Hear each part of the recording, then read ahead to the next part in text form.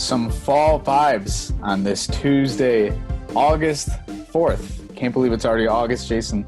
Welcome back, everyone, to Bagels and Locks. I'm your co-host, Brandon Rothenberg, alongside Jason Silverstone. Jay, how you doing today? Doing good, Brandon. I'm not really feeling the fall vibes. Maybe the weather's a little indicative of that, but I don't know. It's still like, even though it's crazy you said that it's August, because I'm kind of feeling like it's like March 300th at this point. Yeah. Things just really haven't gotten back to normal, and I don't know, just a weird summer, man. Hard to believe that it's almost over. No, I listen, I totally agree with you. Fall vibes in the sense of there's a chill in the air for once, and we've gone so long without this, and it feels weird. And I woke up and I went outside, went to go get some coffee, and I was like, wow, it feels like it's a, September, mid to late September morning. It's just crazy. But it's really nice, perfect weather, honestly, if you ask me. Good switch up from some of the heat waves we've experienced over the last few weeks. But Jason, we're going to get right down to it today.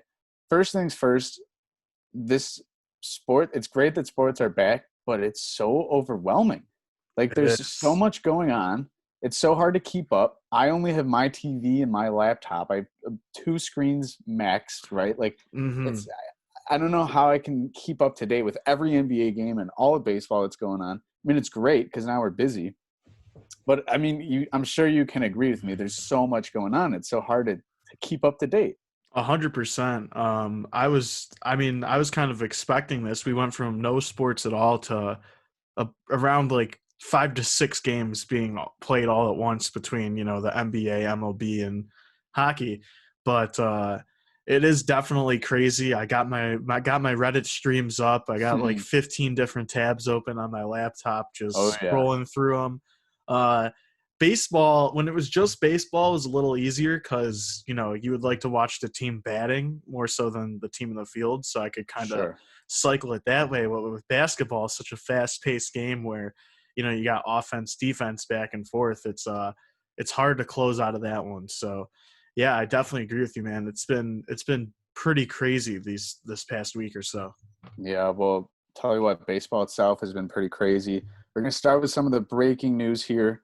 First off, we see that there are 2 more players to opt out, and with the season fully underway, we are seeing players, live during the season opting out. One in which is Lorenzo Cain from the Milwaukee Brewers, and the other is Yoenis Cespedes, which is super interesting. Jason, I DM'd you a tweet the other day that basically said the Mets don't know where Cespedes is. He hasn't alerted anyone. It was just he was a no-show. Yeah. And I was like worried because that just doesn't happen. You immediately think the worst. But it turns out that I DM'd you a tweet in response to where Cespedes was. Yeah. I forgot about that. So, he was spotted at the local mall with some teenagers. 3 other ding-dongs. Which they probably obviously recognized him. They were like, hey, we got to take this picture with Cespedes. But it's really tough for the Mets. It's super hoed because they gave Cespedes a fat contract. He missed the last 2 seasons. He got off to a really good start this year. And now he's gone. Like, he's gone. He's at the mall. He's chilling at the mall. He's at Journeys. Maybe you'll see him at Sephora, get something for his girlfriend. Or Build-A-Bear. Yeah. Bro, who knows? So that was just a complete curveball. And I'm sure that the Mets are pissed. But, hey, listen, I mean, you opt out, you got to do something. So I guess going to the mall is Cespedes' cup of tea, if you will. But over with the Cardinals, Jason, this is the other team that has caused some breakdowns, if you will. They had 6 staff test positive and 7 players. And it was just announced before we started recording that 2 of the big-name players, if you will, that tested positive is Paul DeJong and Yadier Molina, which, honestly, Molina, he's been in the league for so long. So I immediately thought, well, that's scary because he's older. He's not like 50, 60, but he is older. And does something like this, if he's really sick, how does that affect him and his long-term or, eventual career? Who knows when he's going to retire? But the Cardinals were supposed to play the Tigers in Detroit. That series has been postponed. So there's a lot going on, obviously, Jason. I want to know your thoughts. Last week we said we don't even know if baseball would be back this week. What is it going to look like next week? What do you think? I don't know. I think it's even more.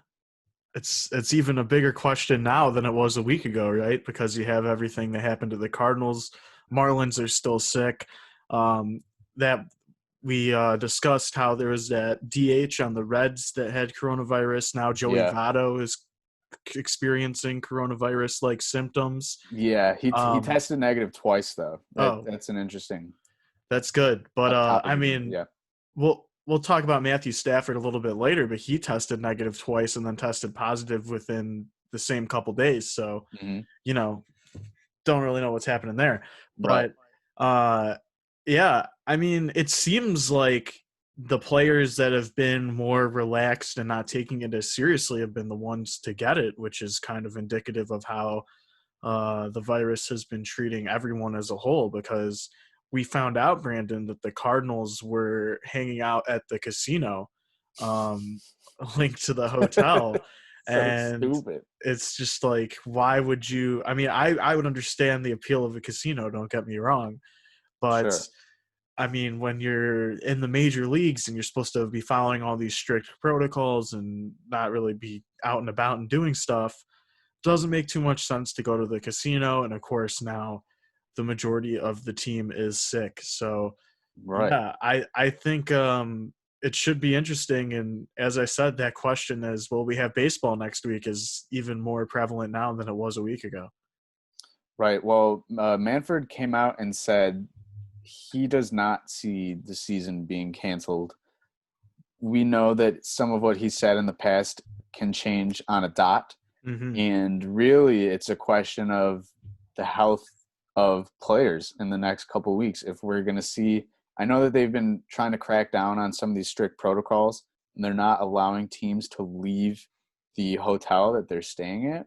And the crazy thing to me, Jason, is we saw with the Blue Jays early on that they were enforcing this, prior to the Blue Jays not being able to play in Canada, that Mm-hmm. if they were caught outside of the hotel, it was a $750,000 fine and possible jail time. I don't know Yeah, about you, but that would keep me inside. I would not want to 100%. go outside. So I think MLB definitely needs to crack down and be more strict. Andrew McCutchen came out yesterday, basically pissed off, and I totally feel for him because he said, "Look, we've done everything. As talking about him and the Phillies, they've done everything right and they got punished for it.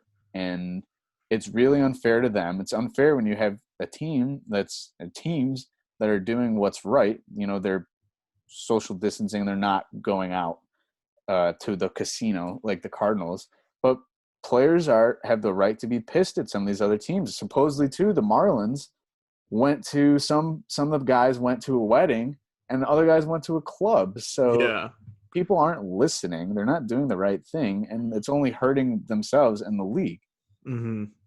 I've also seen some people on Twitter say like the Marlins should just like forfeit those games that have been canceled and stuff, and they should just be losses for them, because it's unfair Mm, to their opponent where they're going to have to play these 7 inning double headers later on down the road, um, after and cramming in more games than there are days left of the season and really hurting the other team as well. So I thought that yeah, was an interesting point. I don't really see that happening, but uh, that definitely thought it was of interest. But yeah. speaking of 7 inning games, Brandon, one of our listeners and good friend of ours, Daniel Michaels, if you're listening, there's your shout out, asked, should a 7 inning no hitter count? So what are your thoughts on that, Brandon? So I thought about this a lot, and this was just implemented, and the Tigers were the first team. Tigers and Reds were the first team to do this 7 inning doubleheader. So first, a couple of things to answer Daniel's question. I do think that a 7 innings no hitter still counts because, like for the NBA and for MLB and all of sports, you just have to roll with the punches. Everything is so different, and in a lot of ways, this season is harder than your average season if the virus isn't happening. Mm-hmm. So considering these changes, technically, yes, a seventh inning no hitter does count. Now, there are some differences in the sense of, first, in every no hitter, you always have incredible like defensive plays, right? Like, remember Austin Jackson's like crazy running catch in the ninth inning to save Galarraga's perfect game. Yeah. You always see those things, and it always comes in like the eighth or ninth inning, like when it's really like crazy. There's a mentality amongst pitchers when one you're going through a no hitter, right? Like, you know, you go into the dugout and people aren't talking to you. Like, it's a very superstitious thing. In your mind, as a pitcher who's throwing a no hitter, there's a lot of things that are going around, right? One of the bigger things too is pitch counts. So Mm-hmm. it's 7 innings. That's 2 full innings that they don't have to pitch, Jason. That could be anywhere from 6 pitches minimum to 56, depending. I mean, we've seen guys throw no hitters in the past with 130 plus pitches. Mm-hmm. So there's a couple, you can think about it in that sense, but in the short term, I would say yes, a seventh inning no hitter is worthy. You still no hit a team considering the situation at hand, and maybe there's an asterisk next to it, but at the end of the day, it's still an official no hitter in the books. Yeah, I was about to say pretty much the exact same thing that you said. Maybe there's an asterisk next to it, but it definitely should count. Because I mean, what is a no hitter by definition? I mean, the other team doesn't get a hit against you in the game. Yeah, So, I mean, if you go out and accomplish that feat, and as you said, it's a tough season, and things are very odd, very circumstantial, and especially if it's a double header game, because that's the only time we're going to see it. If it's the second game and the bats are warmed up, could be even harder to get that no hitter for all you know. So yeah. I think everything's circumstantial, but to answer Daniel's question, yes, I do think a 7 inning no hitter should count. But as you said, Brandon, maybe there's an asterisk there, maybe there's not. I think that's sort of in the eye of the beholder. But at the end of the day, it should count. And by Jason, the go for it. well, no, I was gonna say a question for you. Mm-hmm. Uh, you talk about a no hitter, should it count? But what about a perfect game? That's see that because a perfect game by definition is sort of the 9 inning thing. Right. But But it's also like no walks, no yeah, hit by pitches, no errors. I mean, I it's mean, yet again, I still think that should count as well. I mean, if we're counting the no hitter, you might as well count the perfect game. I mean, it's arguably harder to do. So if you're counting the no hitter, I don't see why you wouldn't count the perfect game as well. But yet again, might be an asterisk there depending on you know if who's it happens talking this about it. season, Yeah. that I think that'll be really interesting to see and how that plays out, and if that does happen, how we talk about it. I know that you had something to say after you were Yeah, talking. I was gonna say that if anyone listening has a question or something they want to hear discussed on the show, make sure to follow us at Bagels and Locks Pod on Instagram, and you can shoot us a DM, and we will definitely consider whatever you have to say. And if you're lucky enough, it's a good enough question, you could get a little shout out and a little segment on the next episode. So Yeah, always or keep just that reach in mind. out to us personally. Yeah, if you have our numbers, just text us or Yeah, whatever it if might you're be. cool enough to have our phone number, I guess maybe you can text Hmm. us. So let's move on here a little bit and let's talk about the Tigers, Jason. Yes. So first, to give everyone a rundown here, we look at the AL Central. The Tigers are smack dab in the middle in third place. We are 5-5. So there's a couple of things that I wanted to say. First, this is a big surprise. We've been a very big surprise to a lot of fans, and maybe even a lot of people who have stopped watching baseball for the last couple of years, specifically the Tigers. And here we are, 5-5, and we're looking good. The thing is that we have only played the Reds and the Royals, right? So we have 2 series against the Reds. Crazy we've played that many games and we've only played two teams Right. in Well, such that's a just how short amount of time too. Yeah. correct. and we're playing the Pirates next series. Mm-hmm. But regardless, so the Tigers are third in division. Some of the pros is that our hitting has been incredibly timely.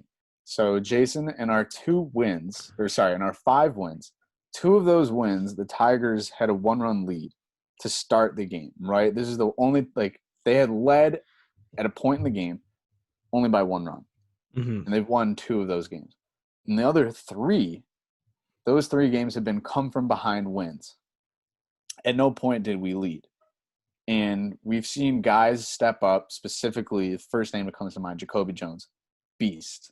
Not only is he a great defensive player, we've seen him make some awesome catches in the past, but he's finally coming through with the bat. Jonathan Scope, who was an addition that we picked up in the offseason to sign him to a 1-year deal, he's looking awesome. He started off pretty cold in summer camp. He was not, looking great, but he's had a couple of home runs. He's looking good.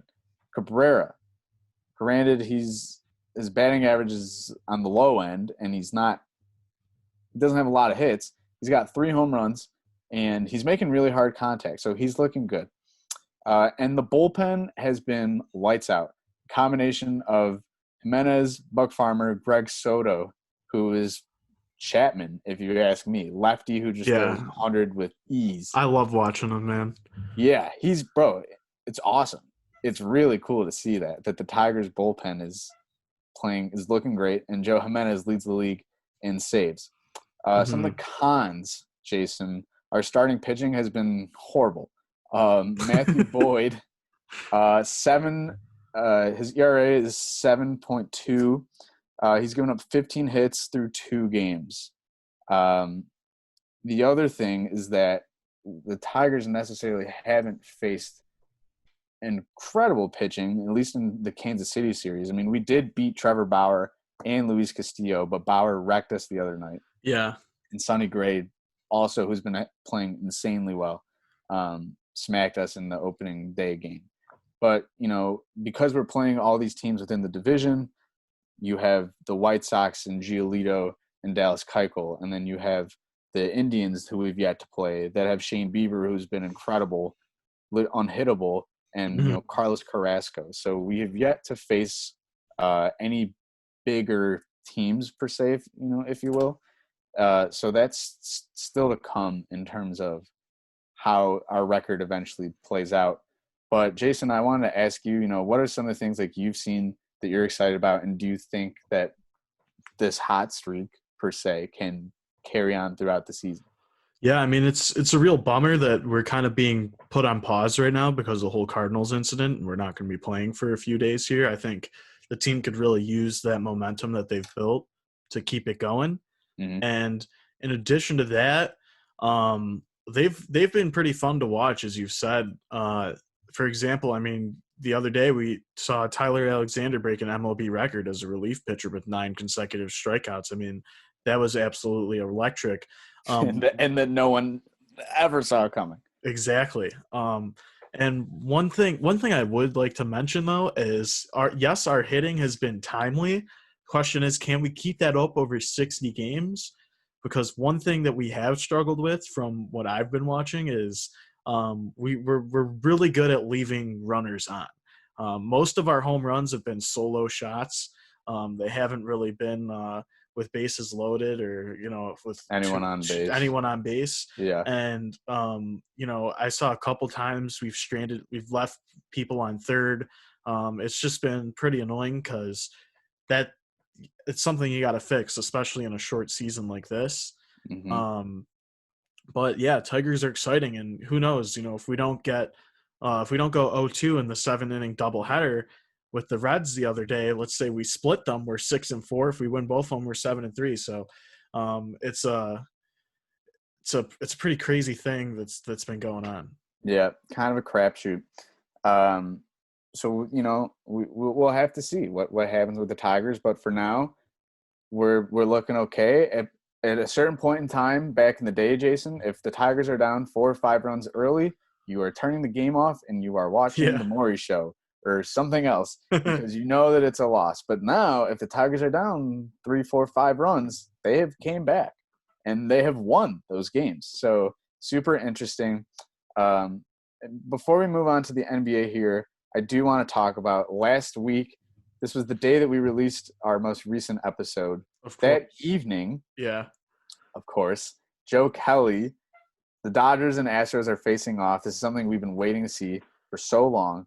And Joe Kelly does everyone in the world a favor and is throwing at the heads of Bregman and Carlos Correa on the Mm, Astros, which eventually leads to the benches clearing. There are no punches thrown.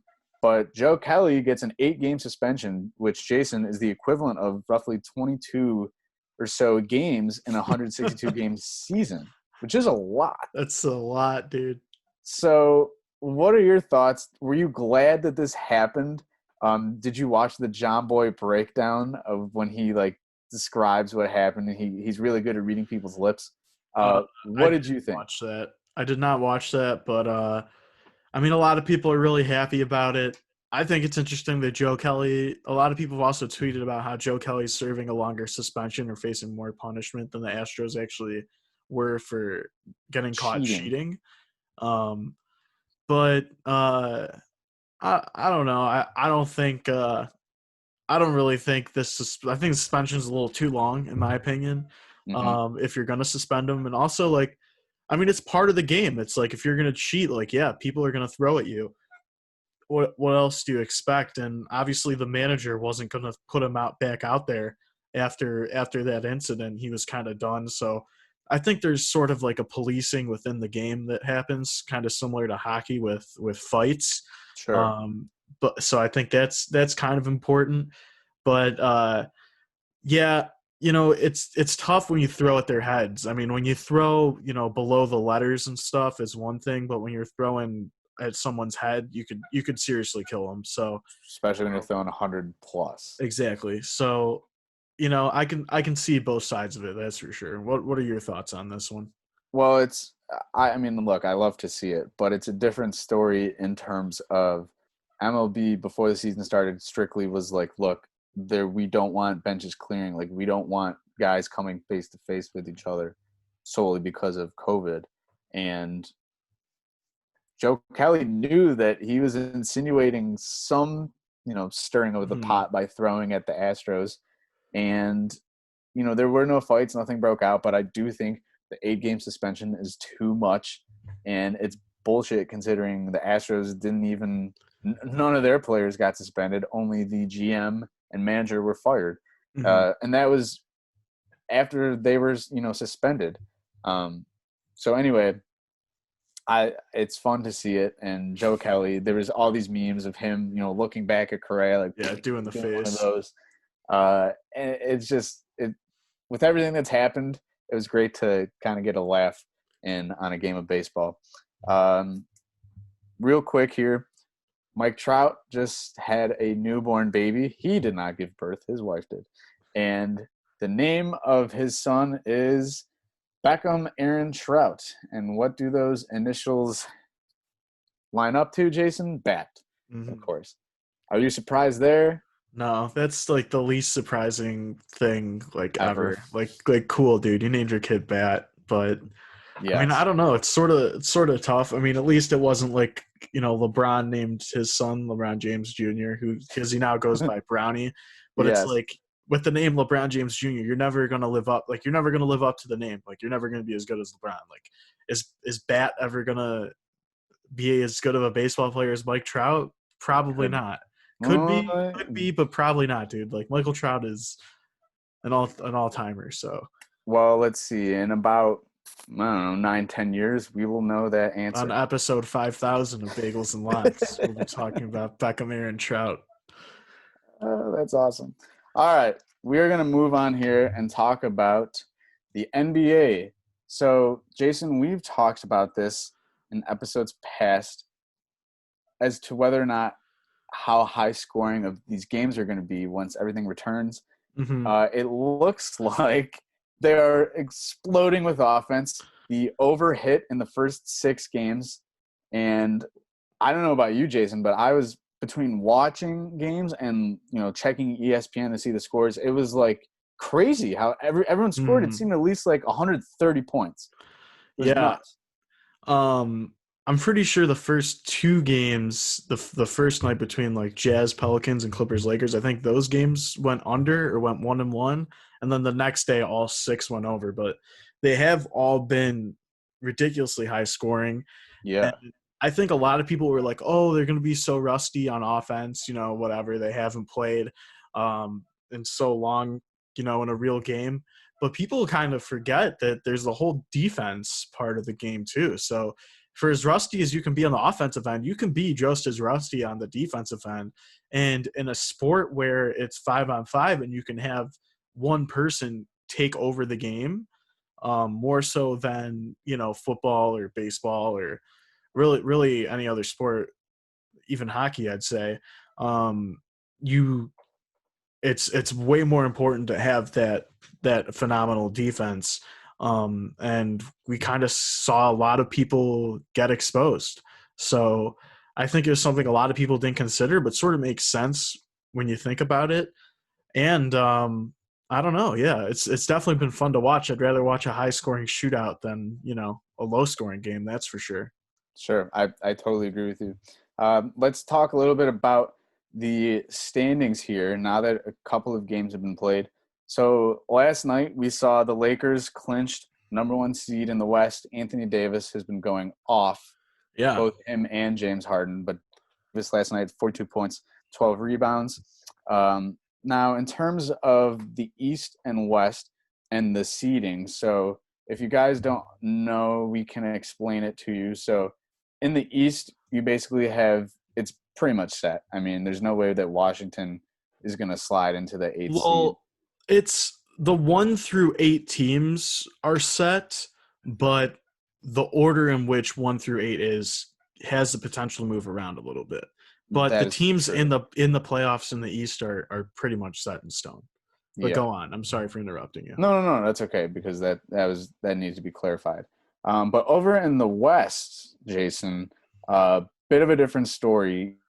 Have six teams between Memphis, Portland, San Antonio, New Orleans, Sacramento, and Phoenix, all that are competing for the eighth and ninth seeds. Mm-hmm. Now, the ninth seed, if you will be like a play-in tournament, which basically means if the eighth seeded team and the ninth seeded team, if they're within 3 games, basically a 3 game series will be played. If the eighth seeded team wins that first game, that is it. That series is over, and you have the 1 through 8th seeded teams move on to the playoffs. But if you have the ninth seeded team win at least 2 out of those 3 games Well, they with would have to win two in a row. yes, and they'd have to win 2 in a row. I wasn't sure if it was going to be like 1-1 if they can get away with 1-1, but no. So two Mm-mm. games. They need to win at least those 2 games. And then if that happens, if the ninth seeded team wins 2 games, the first 2 games, they will replace the eighth seeded team, and that will be that. But regardless, Jason, in terms of how close it is between these 6 teams battling for this eighth seed, it's incredibly close. You have Memphis that has been tough lately, 3 losses in a row. You have the Phoenix Suns that have been playing pretty great, 2 wins, but they have a tough schedule coming up. And obviously, you have Zion and the Pelicans that started off losing their first 2 games, but they won yesterday, a big game against Memphis. So, Jason, Mm-hmm. tell me some of your thoughts here in terms of the teams that are going to stick this out, and who has the better chance of actually taking that eighth seed or maybe even that ninth seed. Yeah, I mean, I haven't really looked at the remaining schedules, and that's a good point and something that you would definitely want to look at. Mm-hmm. But Memphis is going to want to try and hold on to that eighth seed as long as possible because, as you said, for this play-in game, they only need to win 1 out of 3 games against whoever they're going to be playing. So they have a 2-game lead on the Blazers and Spurs, 2.5-game lead on the Pelicans, 3-game lead on the Kings. So I mean, they need to start winning and winning fast. But if they can do that, they will be in pretty good shape and only have to win 1 out of 3 games. Unfortunately, they lost, to the Spurs. who are 2 games behind them. They lost to the Blazers, who are right there 2 games behind them. And they just lost to the Pelicans, who are 2.5 games behind them. So they literally in their first 3 games have played the 3 teams that are right on their heels and lost to all of them. So really, really tough spot for the Grizzlies there. They got to get it together. I think I really expected the Pelicans to be doing better up to this point.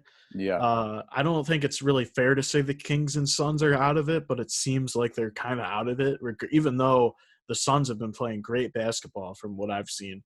One team that no one's really talking about, which we'll be talking about later on in the show, is the San Antonio Spurs, who, even though they're 2-1, their one loss was last night to a brutal buzzer beater against the Philadelphia 76ers. But they've been playing great ball. I mean, they beat the Kings, who have not been playing great ball, honestly. They beat the Grizzlies in a game where they really shouldn't have won. The Grizzlies have a pretty big height advantage on them, and their guard play, should be able to match that of the Spurs. Took advantage of them there. They even out-rebounded the Grizzlies in that game, which is really shocking, especially without big LaMarcus Aldridge. And then against the Sixers, yet again, that's another game where they are severely lacking in height against, the likes of Ben Simmons, Joel Embiid, Tobias Harris, Al Horford. List goes on. They got a lot of tall players on that Sixers team because it's sort of built to have to deal with Giannis and the Bucks. But they brought them down to the wire on a buzzer beater. So I think the Spurs are a very low-key team that people are going to have to watch out for. But as I said, I mean, whoever is sitting in the 8th seed is in a really good spot because you only got to win 1 out of those 3 games for the play-in series. Something that's interesting too is that, we're talking about all this high scoring, all this offense that we've seen. And look, every team is in the same position right now. Everyone had the same amount of time off. All these guys, they're playing in the same building, on the same court, and practicing at the same time. So no one necessarily has an advantage over the other team except for scheduling, right? And, the team itself. Like, if you look at James Harden, he has been going off. And I think that this time off, and quarantining and everything really gave him like a fresh start. You've pretty much, these are guys playing it, it's the beginning of the season essentially, but these are the 8 most important games. So I think if you're a fan of any of these teams that are in the battle, I think everyone has this equal chance because there is no, advantage. And if anything, I mean, it even makes it better for some of these teams like the Rockets, because you have guys like Russ and James Harden that have been sitting out and getting this great break. And now they can offensively explode, which we have seen amongst some of the better players in the NBA. But the biggest issue for some of these teams, like the Trailblazers, for example, is the scheduling. I mean, they play tonight against the Nuggets. Pretty much every game at this point is a must-win game. And then they go and play the Clippers. So the biggest thing, Jason, is these teams have to take it day by day, game by game. And I mean, as simplistic as that sounds, that's really what it comes down to. I mean, the Suns could win their next 8 games. They're all 8 games, they're on a 3-game winning streak or 2-game winning streak. So the same goes for Memphis. So for some of these teams, it really needs to click quickly. It seems like things have been clicking for New Orleans. Guys like Brandon Ingram has been playing incredibly well, and obviously Zion is back. Something I wanted to bring up too was the whole shoe thing. Zion again coming out of his shoe. Blew the tire, but he didn't blow through it like he did when he played last year at Duke. I don't know why him, and how does that keep happening? I saw it and I was like, what? Like, there's no way that happened again. Because remember when he did that, he blew through the shoe, and the shoe, like the brand, not the specific shoe, but like the type of shoe he was wearing, like sold out. Like everyone was like, it was this big ordeal. Like, I don't know, it makes sense because like he's Zion, and I don't know, it's just so weird. Yeah, it was definitely weird, kind of strange it happened to him again. I just looked like his shoe just might have not been on like tight enough last night, Right. as funny as that sounds. But I can understand that, kind of wanting to have some breathing room in there. I'm sure his feet are gargantuan. Um, But yeah, it's an interesting point you said about these guys having a fresh start, and you touched on the Rockets. But I think the Rockets are in an interesting spot as well because they got like 3 or 4 guys that are injured and can't play. So their rotation has been cut down significantly. And even though they have this fresh start, I'm worried that they're going to tire out pretty quickly Right, because because they're playing a everything. lot of guys a lot of minutes, especially when you got scenes where or games where James Harden is scoring, 23 in the first quarter. I mean, you see him do that, but you got to be concerned about his workload a little bit with that one. Yeah, and hope guys like Austin Rivers can Step play up. well and step up when at a time of need. You and I talked about this the other day when we were texting. It was it Saturday night or Sunday night? It was when the Rockets and Bucks played. But we've talked about baseball with no fans, and we kind of touched a little bit on the NBA with no fans. But Jason, it's crazy. For a primetime game on ESPN on ABC, right? You have uh oh man, why am I blanking? You have Mike Breen, Mm-hmm. and Doris Burley. This is the real deal. And this game, for a second, I completely forgot. Oh my, there's no fans there. It Yeah. sounds so For whatever real. reason, the NBA's fake fan noise is absolutely shitting on the MLB's fake fan noise, and it's like Right. not even close. Like it really seems like there's people there. Yes. I don't know. As you said, sometimes I just kind of forget. Like there's actually nobody at this game. It's like a pretty much empty gym. Like Right. And it's insane. at the same time, we talk about the Michelob Ultra virtual fan section, Mm-hmm. which and when I first saw it, so the game, it was what the Pelicans and the Jazz. So the first That was the game first back, game. we saw this like virtual fan thing, and I was like, "What the hell is that?" And then they were talking about like Chris Bosh was like coming in, so I was curious, like, well, how can people do this Mm-hmm. like as a fan? So basically the way it goes is in order to be considered for one of these virtual seats, fans can sign up through like your individual team site. So the Pacers and Pelicans, they each have like this form on their website, and it's easy and you can fill it out. But for Michelob Ultra, they're the official beer sponsor of the NBA. So they're offering anyone a chance What a to. snag for Michelob Ultra too, right? Like what an interesting Oh, sponsor to be the official beer of the NBA. Like right, you yeah. wouldn't imagine it'd be them in a million years. Like I didn't know that until the restart. That's so funny. Like when was the You're last right. time you had a Michelob Ultra? Never. No, never. Like I don't know I what might they have to get one now to get on this thing. Which I mean, do. I'm explain it. sure their numbers are Are through the roof right exploding. now. Yeah. Yeah, as highly explosive as the offenses in the NBA, so are the sales at Michelob Ultra. Mhm. Good question though. How is it that they got to be the ones that have this insane sponsorship and partnership in this time? Budweiser has always been like Major League Baseball, but in terms of the NBA, like I think they're the NFL too. Honestly, who? Budweiser or Bud Light, like Bud Light. Bud the Light, I same. think, is Yeah. Bud Light is the NFL and Post Malone, but you have Michelob Ultra is this come from out of nowhere beer that is lucky enough to sponsor that. We should look into maybe some of their numbers and talk about Hmm. that next week. See how their sales are looking. But Definitely. anyway, Michelob Ultra tweeted out, "You have the chance if you reply with hashtag Ultra Courtside." And hashtag sweepstakes, you have a chance to win 2 virtual courtside seats to the NBA Finals, which is awesome. So, Jason, I wonder, we see these fans, and it's only one person that part of the rules is it's only you, and there are people that are monitoring all Hmm. these You virtual can get games. kicked out. If you do something stupid, they will kick you out. It's not like you are here the whole game regardless of anything that you do. Um, we saw what was it last year? Those 2 girls flashed Garrett Cole in the World Series. Remember that? And then Hmm. they got escorted. Yeah. So yeah, if you got any stupid ideas like that, you are not getting past Michelob Ultra in the NBA. Let's just say that much.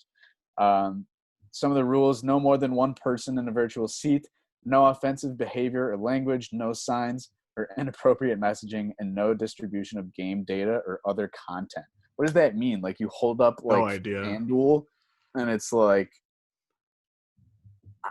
what does that mean? Like are No, you just like no clue. showing bets to everyone?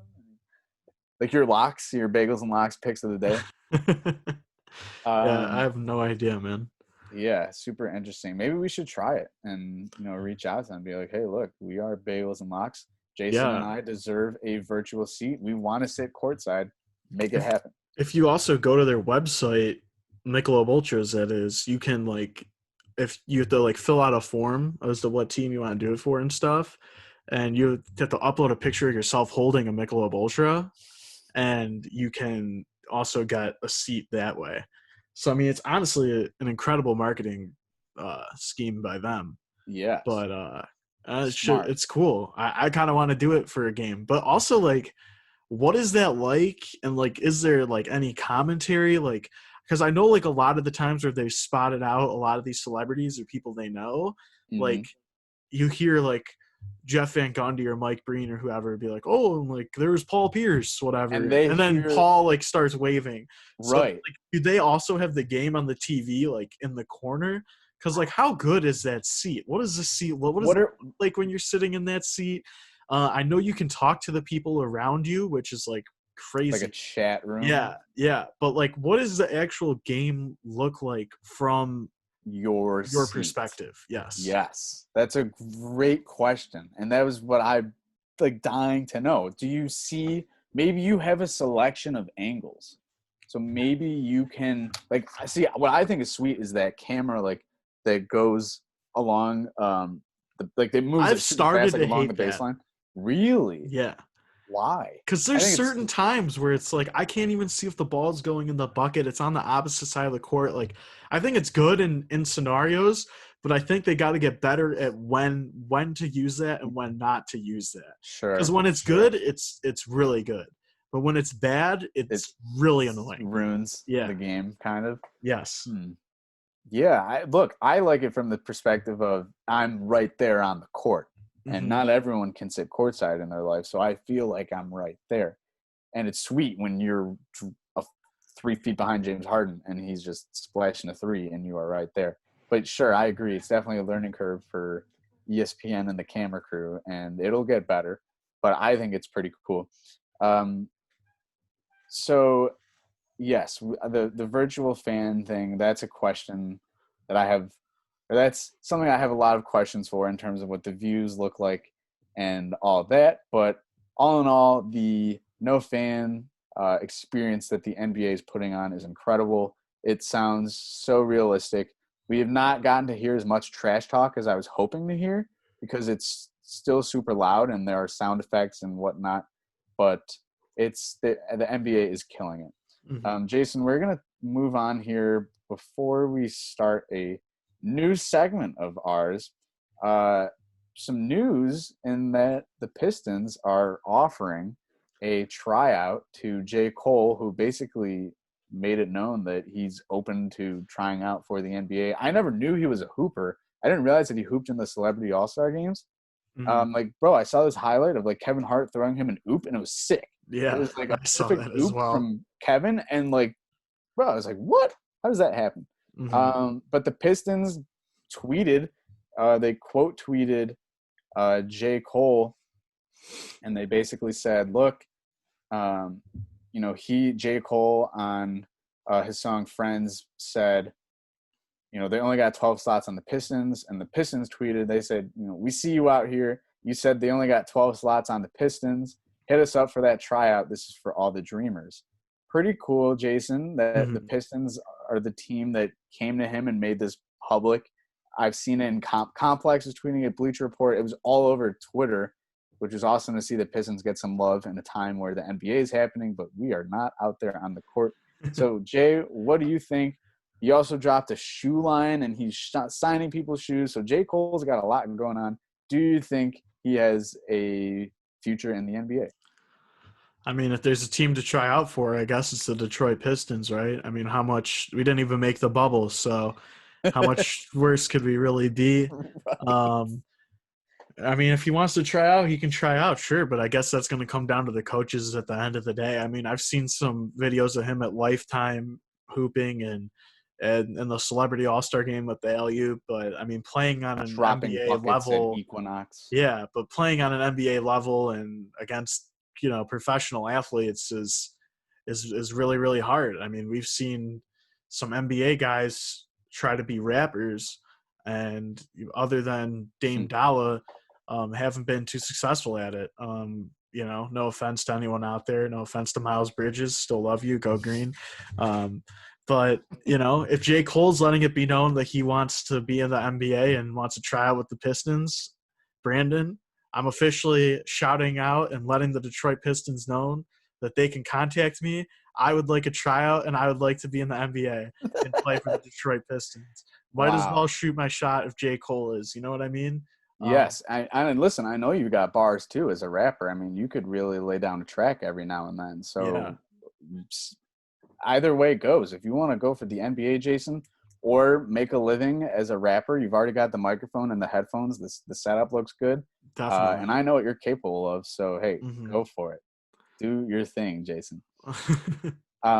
Yes, so that is questionable as to whether or not J. Cole will be in the NBA. I highly doubt it, but it's pretty cool that the Pistons are getting all this attention.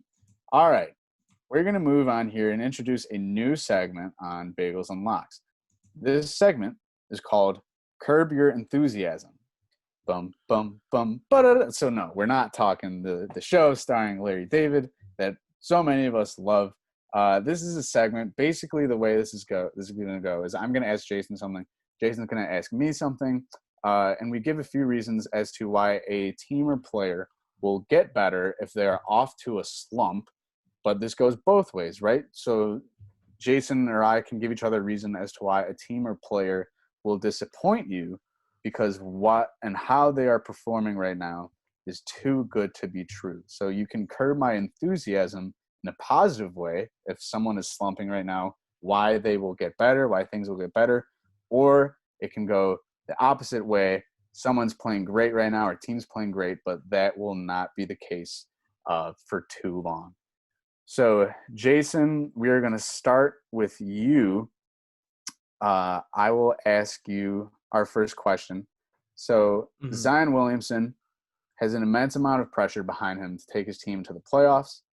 Um, luckily or not luckily, but thankfully they won a big game last night. And quietly things are starting to intensify for them in terms of offense and how well they've been playing. So, Jason, do you think the Pelicans can get hot down the stretch to sneak into the playoffs, or is it going to stay burned out as it is right now?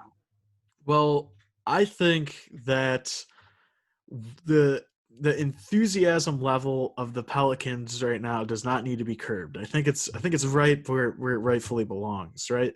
So they're 1-2. They just won their first game the other night against the Memphis Grizzlies. And the problem with them is Zion, as you said, Zion has a lot of pressure on him.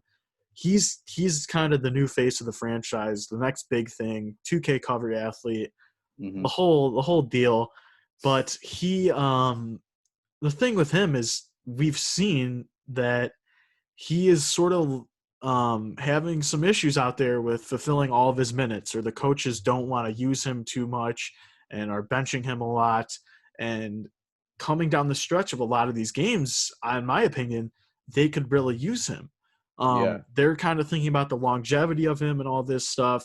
But at the end of the day, you got this guy on your team. I think you got to use him, got to put him out there. He played the most minutes he's ever played, I think, in this game against the Grizzlies, in which they won down the stretch. And I think he was a big factor of that. I mean, watching him is amazing. I mean, he's just great to watch. He's definitely a force to be reckoned with. I mean, nobody can guard this guy when he's taking it into the paint. Some of his rebounds actually really surprised me too, with just how athletic he is. Now he can go up and get the ball. But with all that being said, I don't see if the Pelicans coaches haven't been doing it yet, I don't know if they're going to play him all the minutes they need him to play to get it done. And I hate to say it because I do love Lonzo Ball. He has not been shooting that well in the bubble so far. JJ Redick has been lights out. Mm-hmm. But is Brandon Ingram gonna be enough for them? Is the question, and I don't know, and I don't really see them taking that 8th seed. And if they get into a series where they gotta win 2 games in a row, I don't know if they can do it. Yes. So you bring up the making that 8 seed, which right now they've dug themselves into a bit of a hole, losing their first 2 games. But Jason, the thing is that let's say they do get that 8th seed, which probably that's as far as they will get.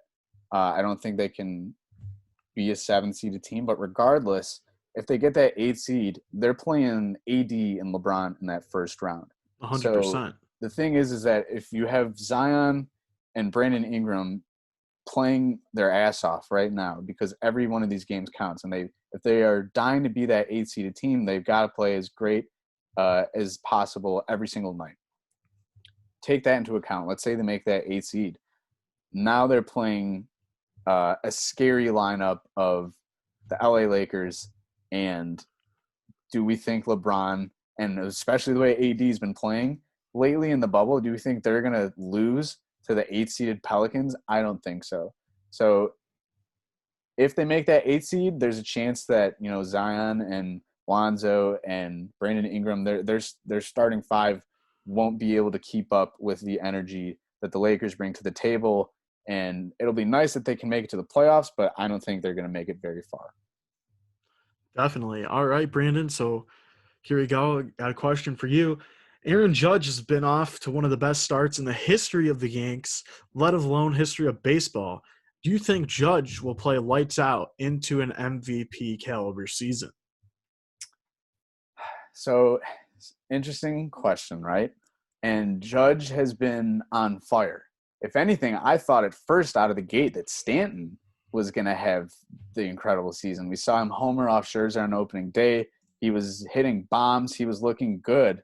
But 1 through 9 of that Yankees lineup is scary.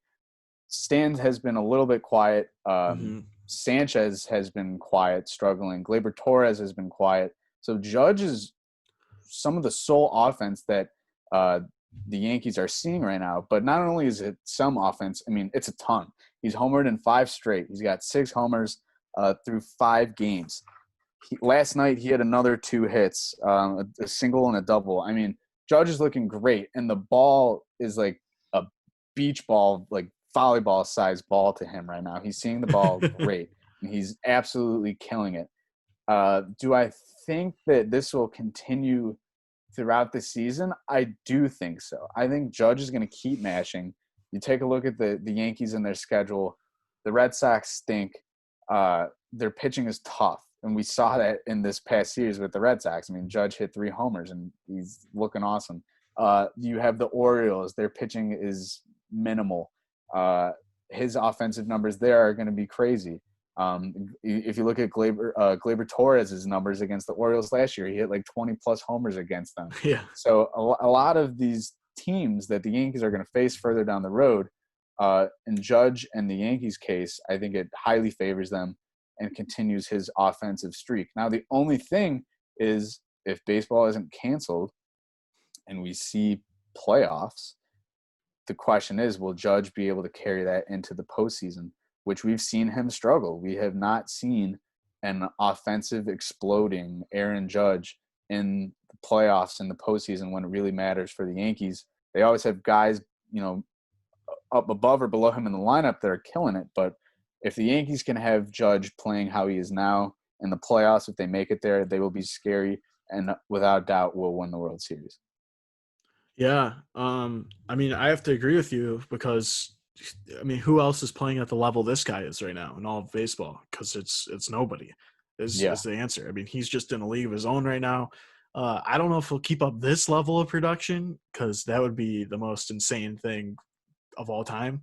But you kind of do expect him to keep playing the way he is, especially as you mentioned with the teams that he's going to be up against.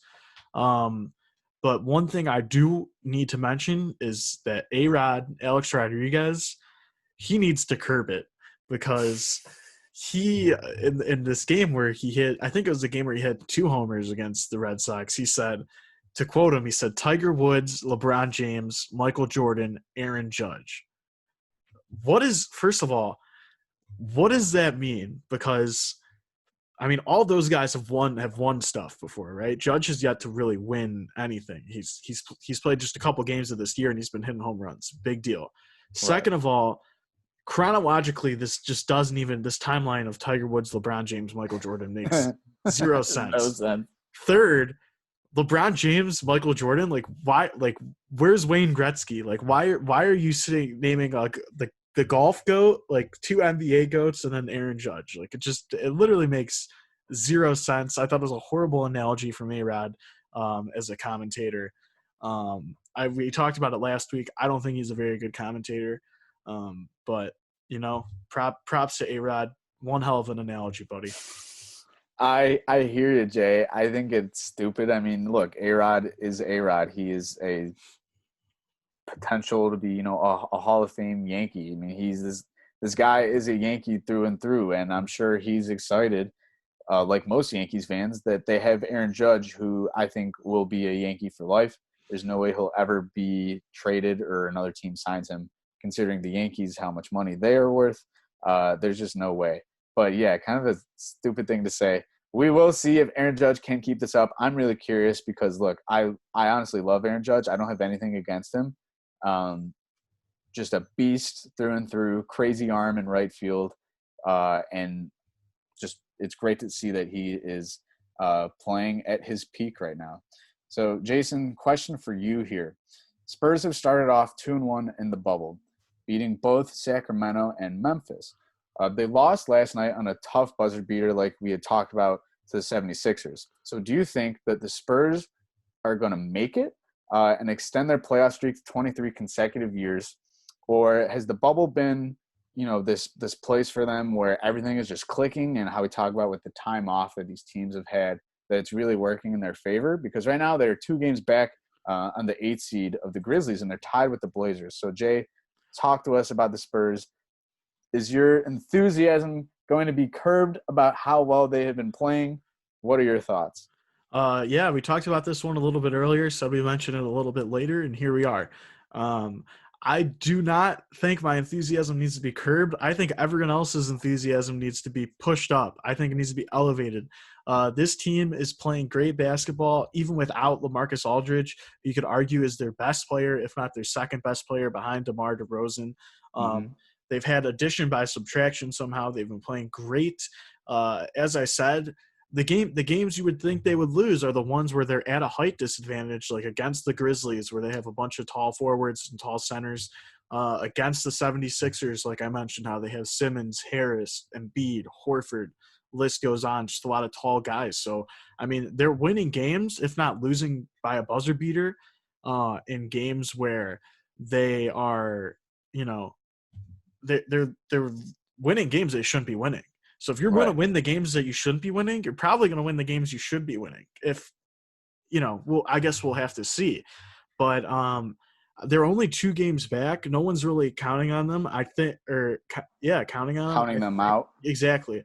I think that the Pelicans are in a little bit of panic mode right now, rightfully so.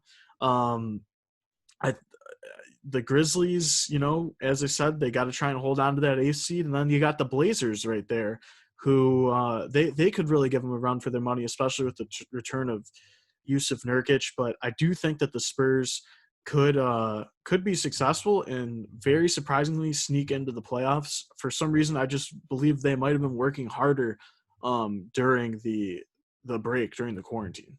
Well, their next 3 opponents, Jason, are the Pelicans, the Jazz, and the Rockets.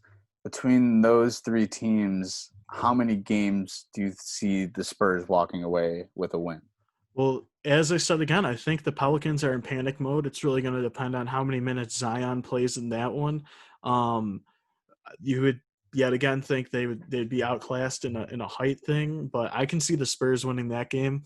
The Rockets, that one's going to be a little bit tough with the way the Rockets have been playing right now. They're going to have to pray the Rockets get really cold from behind the arc to get that one. And then the Jazz, a lot of people are not really talking about how important Bojan Bogdanovic is to the Jazz, because he's like a good 15 to 20 points a game for them.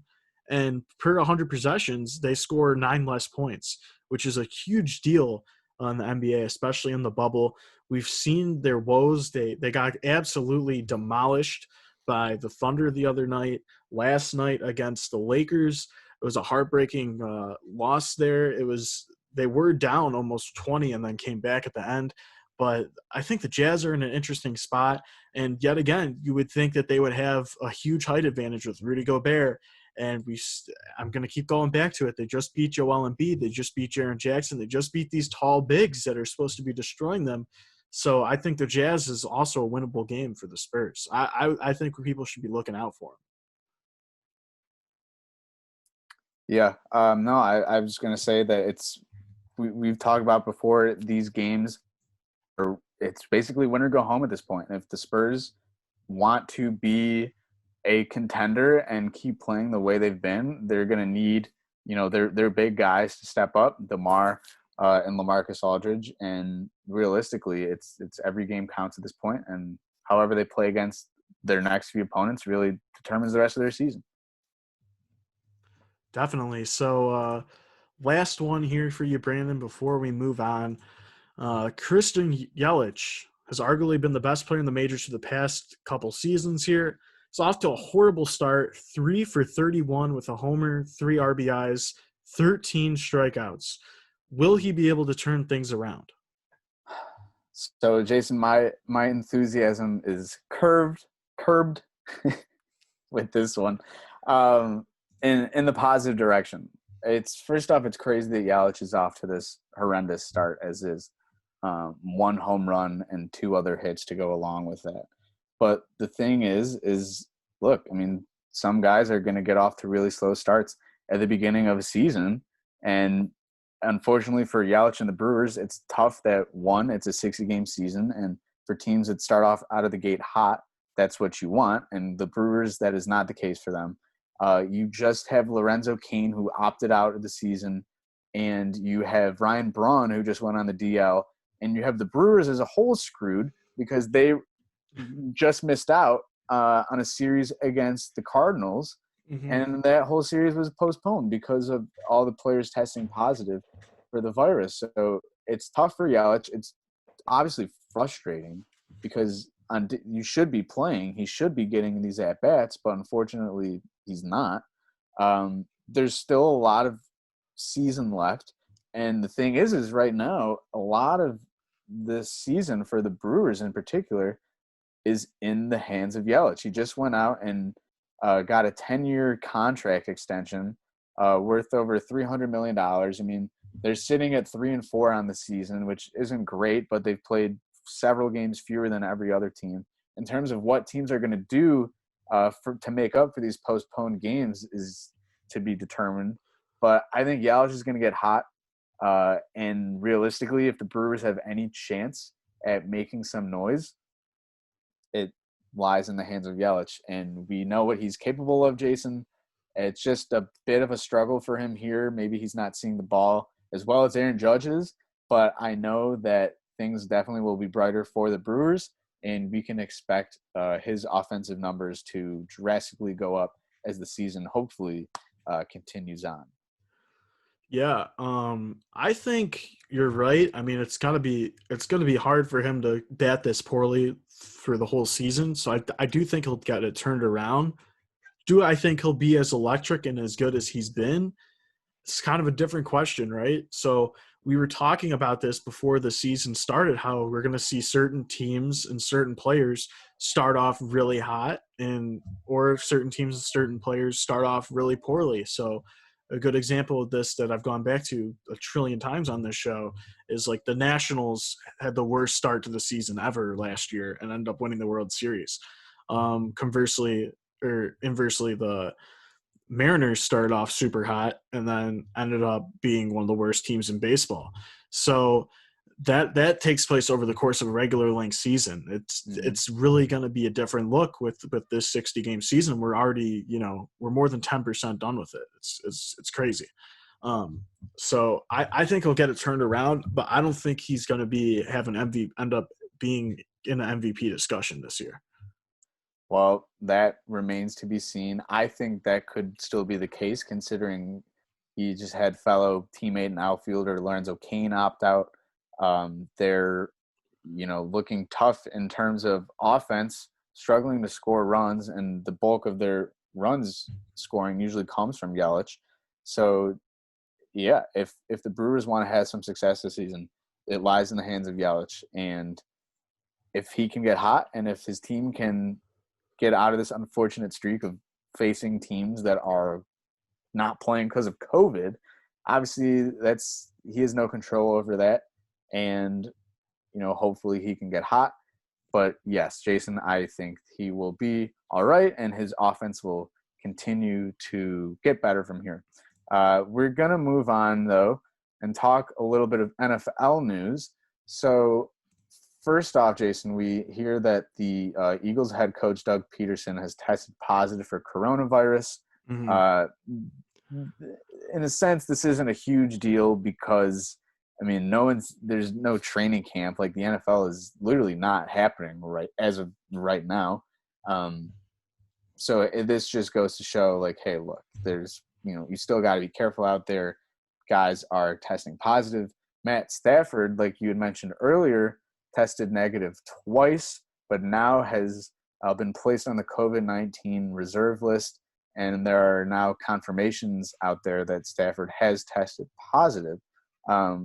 So, Jason, the NFL is technically not that far away. Like we said, it's already August. We can't Yeah. believe that it is August. Um, I'm jumping the gun a little bit here, but do you think the season will play out, or should it play out? Because OBJ just came out and said, the season should not happen. Mm-hmm. I mean, OBJ said the season shouldn't happen. You also had 5 Jaguars put on the COVID list, including their quarterback, Gardner Minshew. But it's I mean, I think I said this last week, I believe, I think we're going to get a couple weeks of the NFL and before it gets shut down. But I mean, it's interesting. It doesn't really seem. I mean, how many precautions can you really take in football? I mean, you got guys on top of each other pretty much the entire game. Right. It's No as avoiding close, that. yeah, as close of a contact sport as you can pretty much have. And if we see guys in the NFL, treat this the way some of the MLB players have treated this, going to clubs and casinos and whatnot, it could get ugly pretty quickly. And one thing I thought was interesting about Odell is, even though he said the season shouldn't happen, he's not opting out and he wants to play. So I don't understand how you can be saying that it's not healthy and it's not going to be good for anyone and then actively be a participant in doing that. I mean, it doesn't really make a lot of sense to me. So should definitely be interesting to see what happens with the NFL. I know I got a fantasy football. I got I got to make the selection as to the way my league does it is we like you get assigned a spot to pick what pick you want. So I have the first selection of my pick for the draft. So I Oh, know in a week from now, I will be selecting that. So, as fast as August has come around from, when this COVID stuff started in March, I mean, September and football are pretty much right around the corner. And, I guess we'll have to see what happens. right. Well, the thing is as the weeks go on, we're going to learn more about sports every day. I mean, who'd have thought that this early in the season, baseball would be struggling to see if it's going to survive or not. NBA is a whole different story with the bubble.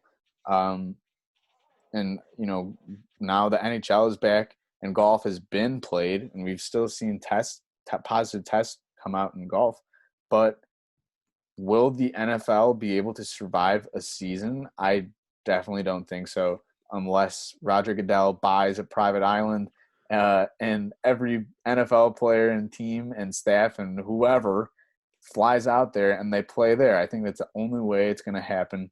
There's been no news, like nothing breaking in regards to the NFL season. Here we are, it's the first week of August. Yeah, just business as usual for the NFL. Right. Just keeping things quiet till the last minute, if you will. I just don't see it happening. And we're seeing guys opt out and we're seeing guys test positive, and no one's even practicing. So that is up in the air, and really curious to see what's going to happen. So we're going to move on here. Jason, you had mentioned this. Now that, sports are back and betting and gambling is back, Mm-hmm. there's some of the things that come hand in hand with that maybe you don't miss so much. Yeah. So I want you to start telling me what's been happening with you and some of the bets you've been placing in terms of what's going through your mind while you're watching these games that you're betting on. Yeah, so we're going to call this one 5 things my gambling brain has been reintroduced to that I haven't thought about in months. That's a mouthful. But it's great. It's a good mouthful. Yeah. So the first thing is, how many more points do I need per minute to hit this over? Just something I haven't thought about in a long time. I'm sure a lot of people can relate that have had overs or unders. It's coming down to the end of the fourth quarter there. It's 102 to 94. You got to do the quick math, figure out how many minutes there are. Is it a close game? Are there going to be a lot of fouls? What type of shots are they going to be trying to get up here? Figure out you need. Yeah, this is your best friend in the last 7 to 8 minutes of the game. You figure you need 4 points a minute or whatever. It gets dicey, and you're doing a lot of quick math. It's good for the brain.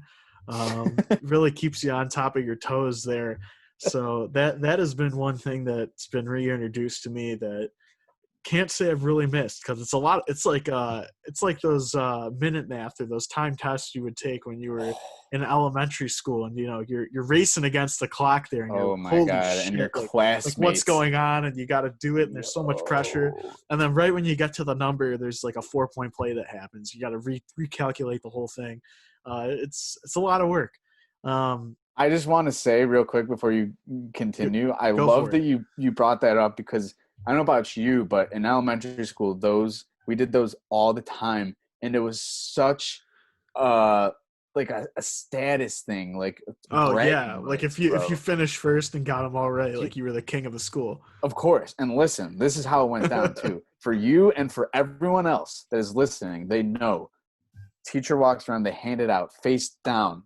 Okay? Oh, everyone peeks. And everyone peeks because maybe like the bottom row of the first 2 questions, or the first 2 problems, and your heart is racing a million miles a minute, and everyone is thinking of a million things, and then it's like 3, 2, 1, go, and you flip the paper quick as shit, and you're hit with like 7 + 8. You're like, what the fuck? Like, what is it? And then you're looking at kids, like if you look up to see like the smart kid across, you already lost. You're pieced. It's like they say in swimming, you can't look at the other lane. You got to just focus on yourself, or you're going to lose. Kids would polish those things in like a minute 40. Yeah. Stupid. I'm sorry. You brought that up, and I just had to ramble. That was a good analogy, wasn't it? That's what I'm saying. The pressure I feel when I got to do this quick math. Insane. And you don't want to be the last kid to finish. Come God. Well, how embarrassing is that? Oh, take a seat, will you? Take a hike. But all right. No, number 2. Number 2 here, player props. So boy, isn't that a fun way to lose some money. So the other day I was second game of the whole restart, Clippers-Lakers. I got AD over 8.5 rebounds. There's like a minute left, 2 minutes left. It's like a 1-point game. It's going back and forth. Had to hit over 8.5. This guy has had 8 for so long. I was pissed off. In the third quarter, he didn't get a rebound until like the last shot of the whole quarter, and he played like 10 minutes that quarter. I was pissed off. I don't know how you can be that tall and that good at basketball and not get a board for 12 minutes. Oh my God. Anyways, this is like a 1-point game. It's extremely intense. It's going back and forth. These guys are probably going to be facing off in the Western Conference Finals. You got Mm-hmm. Kawhi, you got LeBron, Paul George, First game AD, back, like huge deal. Yeah, like the whole nation is watching this game, and regardless of anything that's happening, I'm hoping every shot rims out. I just need a board to save my life. Of course, this guy, doesn't end up getting it. he Didn't end didn't up get. getting it. Nope. Lakers. Luckily, the Lakers won. Would have been double because I'm a big LeBron fan, as a lot of people know. Would have been double trouble for me if the Lakers would have lost and he didn't get the rebound. But ends up finishing with 8 rebounds on a line of 8.5. Just a brutal beat there. Oh my God! But You needed that game to go into OT so bad. So bad, man. So bad. I was also cheering for that too, which is a weird thing to cheer for. Sure. But it's just crazy to me how Vegas how did they know the perfect number after these guys haven't played basketball in months, in so long, off year. They got to restart the whole weird bubble experience thing. They know, oh yeah, exactly, 8.5 is the perfect number. He's going to finish with 8 or 9. Could have been 9. Who are these wizards? These mystical, these magical. Who are these people? Like, how do you know every game, bro? Every fucking game that's ever been played. Not every game, but every stat of every player in every game. How many points the game's going to be decided of. How many points total is going to be in the game. It's just they know everything. They know everything. It's insane. Magicians. That's a story for another day. Definitely. But, I love that. I love the player prop. It's tough. All right, Jay, number 3. So number 3 here, how often a player sits when I have their team money line. So the other day, as you talked about, the Bucks and Rockets were playing, Giannis, he low-key sits a decent amount. I didn't really realize it, but he only plays a little over 30 minutes every game. And they've been trying to save him for the playoffs or whatever it might be, load management. But when you have their team to win, you're like, what the fuck? Get him out there. What is he doing? We need him. Why is he sitting so much? And meanwhile, Bucks end up losing that one. And Giannis played. I don't even want to get into it, how he played on that last possession, because I exploded when I saw the way he handled that one. Yeah. That was ridiculous. Yeah, didn't he? Well, yeah, he kicked it out to Chris Middleton. Were you talking about the last minute of that game? Yeah. Well, yeah, that was just brutal. But yeah, you don't really realize how much, because if you're just watching that game without any money on it or anything, you're just Giannis isn't in, no big deal. But it's every second that guy isn't in the game, you're like, holy shit, what is going on? Get him out there. It's horrible. Moving on, number 4 here, a lot of fouls early suck. So it hasn't really happened to me yet, but I did realize that James Harden had a ton of fouls early in the first half of that game, and he had to sit for a long time. And it also sucks when you have an under, because you get in the bonus real quick. You got a lot of guys at the line all the time. Just bullshit points being scored. Total bullshit points being scored, and you just get real upset with the referees.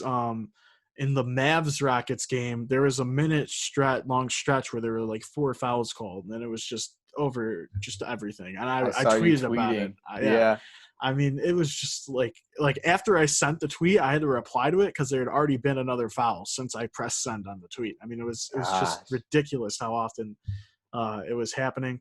And then last but not least, this is not something my brain's been reintroduced to, but something new because of the new rules this year, in the MLB. But with the extra inning rules in the MLB, my run line, so -1.5, and the totals aren't completely dead with this guy that starts on second, because if you have a home run and the game's tied going in extra innings, that's 2 runs right there. You covered the run line. Or you're down on the total, that's 2 runs right there. It just makes the total go over. So can really make it spicy, really interesting for bettors with the new extra inning rule in the MLB. Yeah, well, if you think about it, both teams have an equal chance at scoring that run that's at second every inning. So if you got the over and, you're looking pretty tough, maybe it's a tie game, but you're still tough. You comes let's say this isn't a doubleheader, but you're in the 9th inning or 10th inning, that, the away team scores that run first and the home team scores, and you go back and forth. And just like that, the over hit in a second, within an inning or two. So you're right. That's an interesting point that totally adds something spicy to the game, because in the past, we've seen games go 16, 17, 18 innings.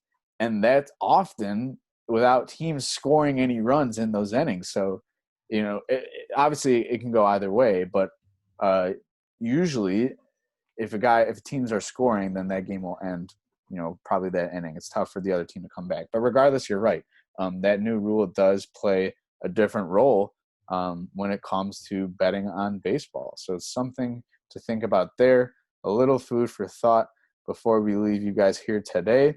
But Jason, this was a really interesting episode, and it's a really interesting time for us, for sports fans, because now we're really getting into the meat of these games that are going down the season as a whole. We don't know where baseball will be next week. Again, I'm probably going to say that every week till something happens. NBA is looking awesome, sounds awesome. NHL is going on. We got to start buffing up our knowledge of hockey, although playoff hockey is pretty exciting and interesting. It's real. See, the thing, we'll talk about it for 2 seconds here. If you're a hockey fan, you're welcome. Yep. Playoff hockey's always been super exciting, but without fans, I hate it. I just don't. I think it's weird. They don't even pump in any fan noise or anything in the NHL. Yeah, I don't know if you've watched it, but it's the most dormant, awkward thing ever. And I don't know why they don't look at literally every other league in the world right now, including soccer, including Korean baseball.